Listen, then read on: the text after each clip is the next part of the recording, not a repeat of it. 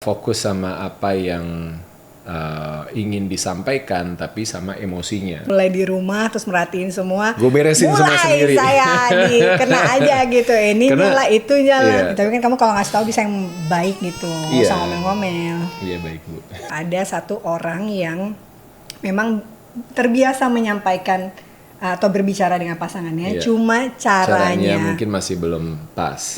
Nah, sementara ada satu lagi orang yang sulit sekali untuk berkomunikasi atau berbicara dengan pasangannya. Gitu. Ketika kita memutuskan untuk tidak mengungkapkan isi pikiran dan perasaan kita ke pasangan, bukan cuma pasangan kita aja yang akan menderita, ya, karena menunggu kepastian apa sih, ada masalah apa sih, bingung. Kitanya sendiri juga akan mengalami bahkan sampai gangguan mental. Ditemuin adalah proses komunikasinya dulu. Belajar mendengar, belajar bicara dulu.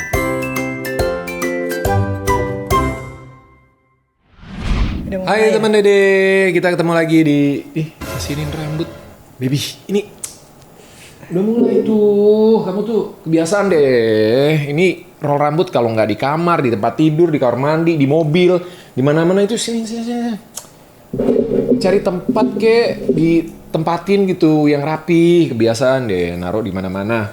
Kui. Udah cukup ngomel belum saya Bu? Udah cukup itu ngomel belum? Oh, belum. Kurang. Ekspresinya mana? Ya, tapi kan kamu kalau ngasih tahu bisa yang baik gitu, nggak usah ngomel-ngomel. Iya, baik Bu. Coba gimana ngasih tahu yang baik? Baby. Nah, gitu, ya kan? Iya. Aku nggak bisa marah kalau sama kamu. Iya, saya terlalu muka angel face gitu nggak sih? Ini sini aku pindahin. Ini rapihin. Iya, udah sini aku pindahin. Oke. Di ngode kali ini kita pengen ngajakin kalian untuk sharing tentang gimana sih menjalin komunikasi yang baik. Kemarin kan di beberapa episode sebelumnya kita udah bahas soal menjadi pendengar yang baik sebagai salah satu tahap awal atau hal basic untuk membangun komunikasi yang baik. Itu kita harus jadi pendengar yang baik. Nah, kali ini kita pengen ngajakin kalian untuk berani bicara dengan pasangan. Iya, selain berani bicara, juga harus bicara yang baik. Iya, gitu. Harus tahu caranya seperti apa. Jadi kalau kayak tadi gitu ya, ada hal yang ini kan berulang nih misalnya, dan itu ya biasanya jadi trigger dalam hubungan rumah tangga kan. Sama kayak kita jadi orang tua ke anak-anak tuh, kalau udah ngasih tahu sekali, 2 kali, 3 kali, anaknya nggak ini, kamu tuh ya udah dikasih tahu berulang kali nggak pernah dengerin gitu kan. Gitu. Biasanya. Ya, sebagian orang tua mungkin seperti itu. Nah, sama pasangan juga kadang seperti itu gitu. Nah, selain belajar untuk bicara, kita juga harus belajar untuk bisa berbicara dengan baik, dengan empati dan juga respect terhadap pasangan kita ya. Jangan asal bicara juga gitu. Karena kan pasangan kita itu adalah belahan jiwa kita, partner, better half. Ya, life partner kita gitu kan, yang pengen kita jalanin semuanya tuh bahagia. Nah, salah satu kuncinya memang komunikasi. Kita tahu lah, sepakat ya, kalau komunikasi itu jadi salah satu kunci yang penting untuk hubungan itu bisa baik, harmonis, langgeng, dan semua hal yang positif. Kalau komunikasinya bermasalah, kecenderungannya hubungannya juga bermasalah. Iya, dan aku setuju banget sama Darius ya, karena kita tahu bahwa kita memang perlu, kayak tadi kamu bilang, menyampaikan pikiran dan perasaan kita. Cuma yang penting lagi yang harus digarisbawahi adalah caranya, gitu kan. Jangan sampai apa yang kita ungkapkan itu justru membuat pasangan menjadi tidak nyaman atau tidak menerima, gitu. Nah, kalau tadi di awal nggak usah takut ya, itu salah satu contoh yang kita berikan. Aslinya ya begitu. Tapi kita kali ini kita akan bagi dua kategori sebenarnya kan. Ada satu orang yang memang terbiasa menyampaikan atau berbicara dengan pasangannya, cuma caranya mungkin masih belum pas. Nah, sementara ada satu lagi orang yang sulit sekali untuk berkomunikasi atau berbicara dengan pasangannya, gitu kan. Jadi sulit, lebih cenderung diam gitu. Sulit untuk mau ngungkapin perasaan, ngungkapin pikiran tuh susah banget kayaknya. Ditanya pun, kalau misalnya dalam diskusi ada masalah ditanya, cenderung lebih diam, nggak tahu, terserah gitu. Jadi pasif gitu ya. Jadi itu juga menyulitkan, karena ketika kita tidak mengungkapkan isi pikiran dan perasaan kita, maka pasangan kita juga akan sulit untuk menebak, kan kita bukan ahli baca pikiran ya Bu. Iya, nggak bisa telepati gitu. Nggak bisa gitu. Oke, kita sekarang bahas satu-satu ya. Iya. Tadi kan ada 2 tipe orang nih. Ada yang sudah bicara tapi caranya salah, ada yang belum bicara sama sekali atau nggak bisa mengungkapkan perasaannya. Nah kalau kita bahas yang pertama, contohnya adalah tadi kamu kan di awal ngomel-ngomel gitu, ngomong dengan nada tinggi, apa lagi Sujiman? Aku kalau dia kayak Sujiman, Apa Bu? saya bekep mulutnya. Gitu, ngomong dengan nada tinggi yang akhirnya justru orang yang dikasih tahu jadi sebel, dan efeknya atau timbal baliknya atau interaksinya jadi justru negatif juga kan. Jadi ini cenderung jadi marah, kenapa sih ngasih tahu, biasa aja kali gitu. Atau mungkin nadanya nggak tinggi sebenarnya, tapi dia cenderung sarkas, nyinyir gitu. Iya, ya mungkin kalau bahasa lainnya nyinyir ya, tapi kalau bahasa anak sekarang sarkas, kalau bahasa anak dulu nyinyir. Jadi cenderung nggak fokus sama apa yang ingin disampaikan, tapi sama emosinya, sama ya itu bisa karena kebiasaan, bisa karena trauma juga di masa lalu gitu, yang membuat akhirnya ketika ada sesuatu yang men-trigger, keluarnya itu ya kurang bisa menghargai pasangan kita. Betul, gitu. Berarti selain tadi intonasi dengan nada tinggi, bicara dengan diksi yang menggunakan kata-kata yang bisa dibilang sarkas, momen juga penting. Momen penting banget. Iya kan? Iya. Jadi ketika mau menyampaikan sesuatu yang memang bisa dibilang butuh waktu yang khusus gitu ya, harus lihat-lihat timing juga gitu. Apakah misalnya pasangannya dalam keadaan yang siap untuk diajak bicara gitu. Jangan suaminya misalnya baru pulang kerja, capek, macet-macetan, abis diomelin bos di kantor, sampai rumah diomelin juga sama bininya. Kamu gimana sih pulang malah mau ngasih kabar? Ya akhirnya tidak tercipta komunikasi yang baik. Iya, itu yang mungkin pernah terjadi juga sama Darius sama aku. Kita sama-sama belajar, karena awal-awal kadang aku nggak pernah lihat timing. Aku ngerasa kalau aku butuh jawaban sekarang, aku tanya kamu sekarang. Iya, harus gitu ada kan? jawabannya sekarang. Iya, dan dia selalu jawabannya itu kadang suka bikin aku sebel kan, dia ngomong, "Tar ya, aku lagi nggak bisa mikirin itu sekarang." Sementara gue butuh jawaban cepet gitu kan. Atau enggak kalau nanya kayak satpam. Satpam komplek. Pak, saya anak polisi, Malam, Mbak. Pak. Mau kemana? Ketemu siapa? Kayak gitu. Iya, pertanyaannya kan, kamu pulang sama siapa? Tadi ngapain aja? Enggak. Aku nanya, kamu di mana? Gitu. Enggak, kamu sama siapa gitu? Enggak. Karena saya tahu kamu sama siapa. Siapa? Posisi. Tapi itu juga. Tapi kan akhirnya kita belajar gitu kan. Dari akhirnya aku juga belajar bahwa bukannya berarti dia nggak mau bantuin aku dengan menjawab pertanyaan aku, atau apa yang aku ungkapkan itu buat dia bukan gak bermakna gitu ya, tapi karena mungkin momennya pas aku tanya gak pas gitu, ya kan? Iya, sementara ada juga memang selain kalau tadi kan contohnya kalau lagi capek atau lagi nggak mood gitu ya, atau ada lagi, juga yang sebenarnya kerjaannya lagi lagi berat, lagi pokoknya ada sesuatu hal yang mungkin sedang jadi beban pikiran. Ada juga yang perasaannya mungkin terluka. Karena cinta. Gue udah tahu jawabannya. Gitu. Jadi ini juga kalau misalnya nggak hati-hati, justru bisa men-trigger jadi lebih luka lagi perasaannya, dan justru menutup diri pada akhirnya. Gitu. Jadi memang harus pinter-pinter ya untuk bisa mencari momen yang tepat, lalu juga menyampaikan dengan bahasa yang tetap mengandung empati dan respect. Gitu. Betul. Dan hal lain mungkin yang bisa diungkapkan adalah kepada pasangan kita kan biasa kritik. Masukan. Nah, mungkin bahasanya gitu ya, masukan, bukan kalau kritik kesannya gimana gitu. Dan itu kita juga harus tahu kapan harus mengatakannya. Yang paling penting tidak di depan orang lain, gitu, karena itu bisa menyakiti pasangannya. Iya, bikin pasangan ngerasa rendah diri, bikin ngerasa nggak dihargai, udah pasti ya. Dan bahkan bisa menyakiti perasaannya juga. Bahkan bisa ngerasa dihakimi. Itu sedih sih kalau kita punya pasangan. Ini kadang suka nggak sadar ya, misalnya di tengah-tengah keluarga atau di depan anak atau di lingkungan pertemanan gitu, cerita ngobrol-ngobrol, oh iya nih istri gua nih emang kalau di rumah udah nggak pernah masak.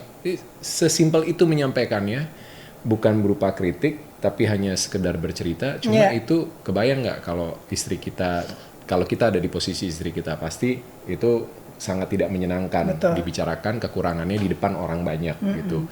Pun sebaliknya, misalnya istrinya juga, ya laki gue dasar ya kalau udah hari Minggu kerjanya tidur doang, nggak pernah.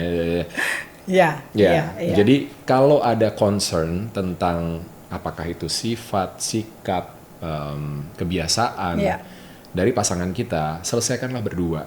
Jangan di depan anak juga. Kadang kita nggak sadar dalam perjalanan misalnya ada argumen atau ngobrol atau apa, lalu kita mengeluarkan kata-kata yang mengkritik kekurangan pasangan kita di depan anak-anak gitu. Mereka kan adalah peniru yang paling baik, ya kan. Niru orang tuanya, itu peniru paling hebat tuh anak-anak kita. Ketika anak melihat salah satu orang tuanya mengkritik yang lainnya atau membahas kekurangan-kekurangannya, mereka juga dengan sendirinya akan mengetahui kekurangan itu, dan itu akan terpatri dalam dirinya dia. Oh ternyata papaku gini, ternyata mamaku gini, dan itu bisa ke bawah sampai mereka gede. Iya, bahkan sampai mereka sudah punya pasangan nanti ya. Jadi sebaiknya ketika kita mau membicarakan hal yang personal banget sama pasangan kita, ngasih masukan, ngasih nasihat, lakukanlah berdua. Perubahan, lakukan berdua di tempat yang private. Lakukan dengan sebaik mungkin, cari momen yang tepat, dan sampaikan sebaik mungkin. Udah sebaik mungkin pun masih ada potensi pasangan kita nggak terima. Karena nggak ada orang yang suka untuk ingetin kekurangannya. Gitu. Tapi yang penting adalah kita juga harus siap. Nah ini juga penting nih, ketika kita mau menyampaikan sesuatu, kita menyampaikan isi pikiran dan perkataan kita, isi pikiran dan perasaan kita, kita juga harus siap sama reaksi feedbacknya pasangan kita. Jangan nggak bisa, pokoknya aku rasanya begini, aku pikirannya begini, kamu harus ikut. Enggak, kan komunikasi dibangun oleh dua orang gitu ya. Jadi selalu aksi dan reaksi, dan itu sebenarnya bisa dikontrol juga. Bagaimana pasangan kita nanti bereaksi, apakah bisa menerima atau enggak, atau ternyata kita harus menjelaskan lebih dalam lagi, atau mungkin harus ada percakapan-percakapan berikutnya, karena untuk beberapa isu kadang nggak bisa selesai cuma sekali dua kali ngobrol.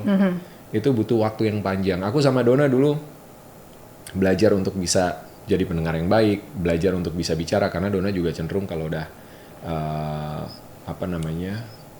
kalau udah ada masalah gitu ya, dia juga cenderung diem, memendam perasaannya sendiri gitu, kesedihannya disimpan sendiri. Aku kalau lagi ada masalah, aku juga cenderung diem, dealing with my own self dulu, baru nanti cari waktu buat ngobrol. Nah, biar ketemu siklusnya bisa nyambung, itu butuh waktu 3 tahun buat kayak gitu doang kan.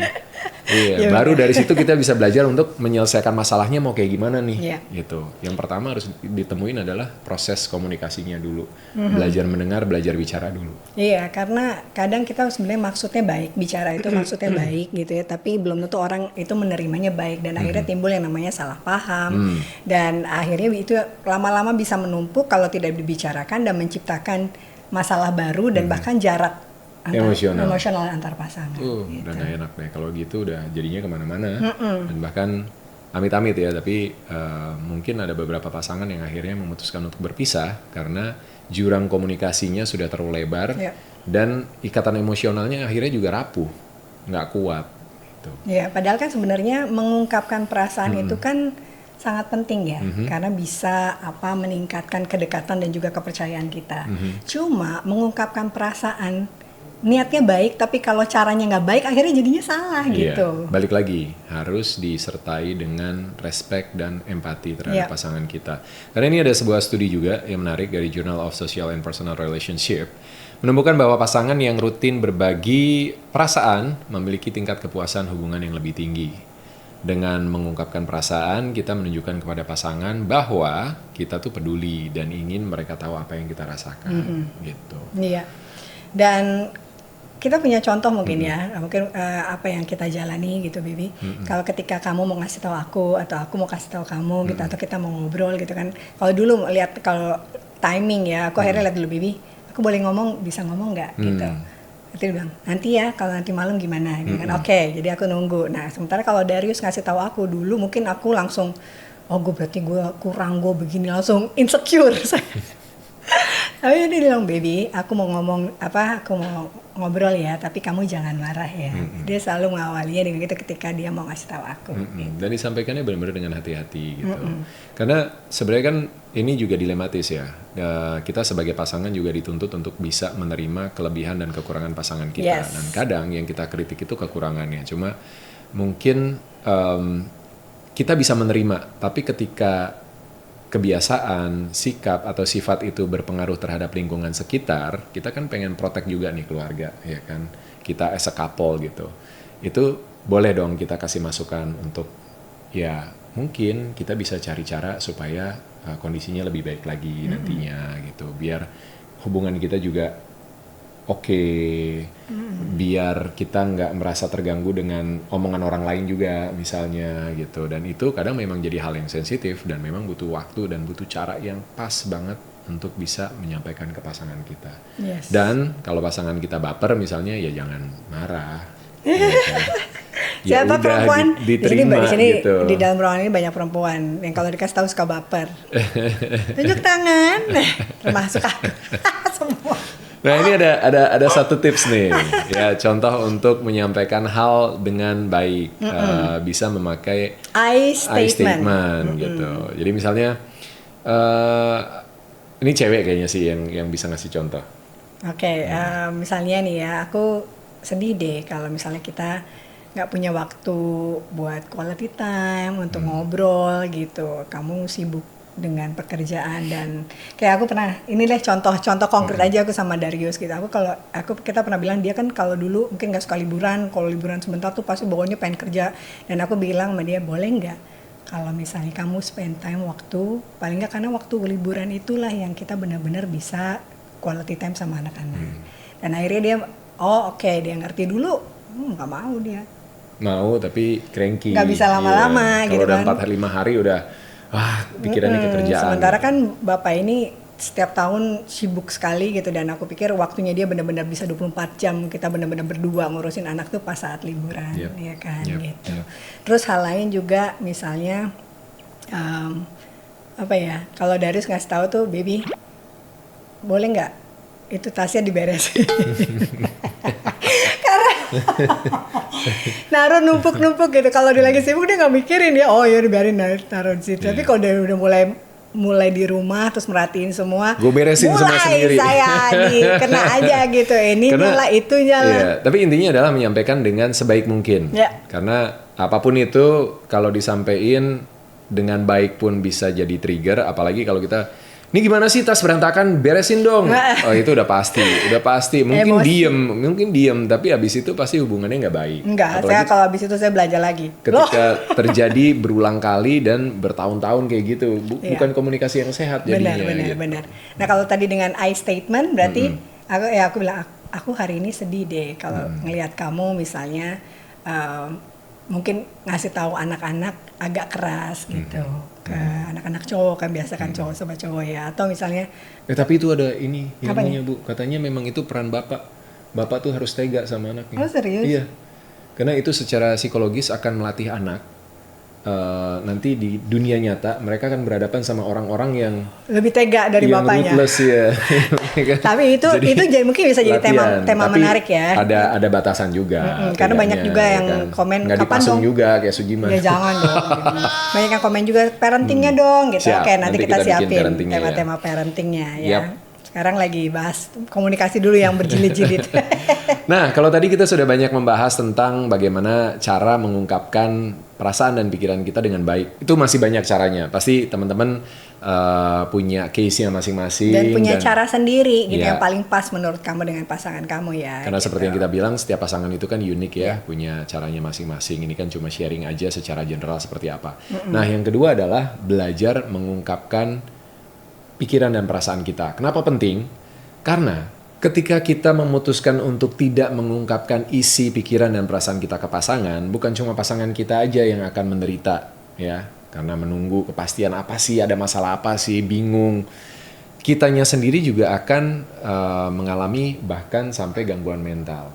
Ini tingkat stresnya naik ya, terus resiko untuk depresi, bahkan juga akan mempercepat penuaan dini. Ini ada penelitian juga dari Harvard Medical School yang menemukan bahwa orang yang mengalami depresi berisiko lebih tinggi untuk punya penyakit yang berat ya, termasuk jantung, diabetes, dan juga penuaan dini. Tuh, jadi mulai sekarang nih, khususnya buat perempuan-perempuan yang tidak ingin mengalami penuaan dini, karena kalau ada masalahnya mental, skincare aja nggak cukup. Treatment nggak akan bisa mengobati gitu ya, tapi yang pasti, jadi kamu mulai berusaha untuk bisa mengungkapkan isi hati dan pikiran kamu gitu. Iya. Memang beberapa orang mungkin ada yang karena karakternya introvert ya, jadi sulit untuk mengungkapkan gitu, cenderung memilih untuk diam atau belum punya keberanian untuk bicara sama pasangannya. Atau kalau pasangannya kayak Sujiman juga nggak berani ngomong, Baby. Iya, itu juga problem. Makanya kan harus dua nih, yang udah bisa bicara harus dibenerin cara bicaranya supaya nggak terlalu dominan juga, nggak terlalu satu arah gitu ya. Sementara yang belum bisa bicara juga harus belajar untuk bicara, gitu. Belajar untuk menyampaikan perasaan dan pikirannya. Nah, rasa takut ini mungkin bisa dipengaruhi oleh trauma masa lalu, salah satunya ya. Mungkin dulu di keluarga ketika jadi anak-anak sama orang tuanya memang terlalu otoriter, jadi nggak terbiasa untuk mengungkapkan. Dan kalau mungkin 10 tahun yang lalu sekolah kita kan juga seperti itu kan, 10-20 tahun yang lalu tuh di sekolah juga guru ngomong ya murid harus dengar gitu, kurang proaktif untuk bicara sehingga nggak terbiasa untuk berdiskusi, berdialog gitu ya. Dan ketika keluar akhirnya udah numpuk dan bercampur dengan emosi dan akhirnya nggak fokus dengan apa yang memang jadi concern, jadi masalah, tapi udah nyampur dengan emosinya sehingga nggak tuntas juga. Yang ditangkap kan kalau pasangannya ngerti, kalau pasangannya juga masih belajar, yang ditangkap emosinya aja, akhirnya berantem lagi dan nggak tuntas dan akan berulang seperti itu. Makanya kita harus belajar juga untuk ketika menyampaikan harus tenang. Iya, lihat lagi tadi poin-poin yang sudah kita kasih sebelumnya kan, lihat momen, lihat pemilihan kata dan sebagainya gitu. Nah selain itu juga kepekaan dari pasangan itu penting banget loh, ya kan. Misalnya pasangannya lagi memilih diam, terus kitanya juga harus mungkin memulai percakapan untuk membuat suasana menjadi lebih nyaman supaya dia akhirnya mau mengungkapkan perasaannya gitu. Karena ketika orang yang diam cenderung diam ya, memilih untuk menyimpan dulu perasaan pikirannya lalu didonder terus, ngomong dong, kamu kenapa sih ngomong, ya nggak akan keluar, akhirnya dia akan semakin merasa tertekan. Jadi dan akhirnya semakin diam. Jadi memang harus diciptakan dulu suasana nyaman dan itu peran pasangan juga penting untuk bisa menciptakan suasana yang nyaman. Dielus-elus dulu misalnya, kamu kenapa sih dipeluk gitu ya, cerita sama aku nggak apa-apa.